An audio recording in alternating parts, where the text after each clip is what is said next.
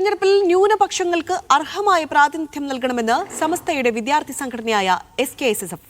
കോൺഗ്രസ് ഇക്കാര്യത്തിൽ മാതൃക കാണിക്കണമെന്നും ജാതി സെൻസസ് നടപ്പാക്കാൻ ഭരണകൂടം തയ്യാറാകണമെന്നും സംസ്ഥാന general secretary OP Muhammad Ashraf media വണ്ണിനോട് പറഞ്ഞു.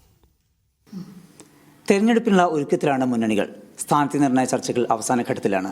നമുക്കൊപ്പം SKSSFന്റെ സംസ്ഥാന ജനറൽ സെക്രട്ടറി OP അഷ്റഫ് ചേരുകയാണ്.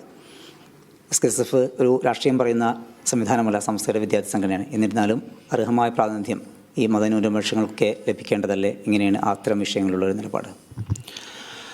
ഞങ്ങൾ തെരഞ്ഞെടുപ്പിൽ മാത്രമല്ല,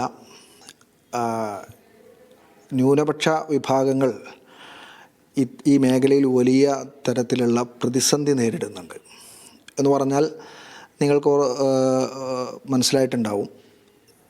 തെരഞ്ഞെടുപ്പിൻ്റെ ഗോതയിലേക്ക് ഇറക്കുന്ന ഘട്ടത്തിൽ SKSF ജാതി സെൻസസ് നടപ്പാക്കണമെന്നാവശ്യപ്പെട്ടുകൊണ്ട് കേരളത്തിലെ വിവിധ മുന്നണികളുടെ നേതാക്കന്മാരെ നേരിട്ട് കണ്ടുകൊണ്ട് നിവേദനം കൊടുക്കുകയും അടുത്ത തെരഞ്ഞെടുപ്പിൻ്റെ അവരുടെ മാനിഫെസ്റ്റോയിൽ വളരെ കൃത്യമായി അതുമായി ബന്ധപ്പെട്ടുകൊണ്ടുള്ള ചർച്ചകൾ ഉണ്ടാകണമെന്ന് ആഗ്രഹം പ്രകടിപ്പിക്കുകയും ചെയ്തിട്ടുണ്ട്.